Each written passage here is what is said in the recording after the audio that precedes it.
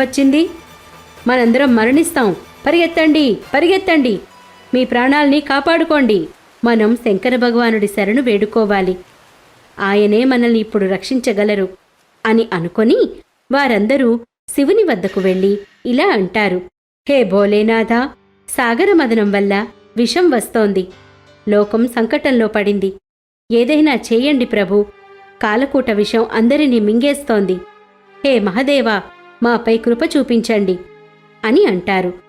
అప్పుడు శివుడు: మీరు చింతించకండి, నేను మీతో పాటు సముద్రం వరకు వస్తాను, నేను ఆ విషాన్ని గ్రహించి నా గొంతులో ఆపుతాను అంటాడు.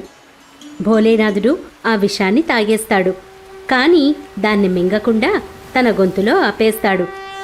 అందుకే భోలేనాథుణ్ణి నీలకంఠుడని కూడా పిలుస్తారు. సాగరమథనం మరలా మొదలవుతుంది. ఈసారి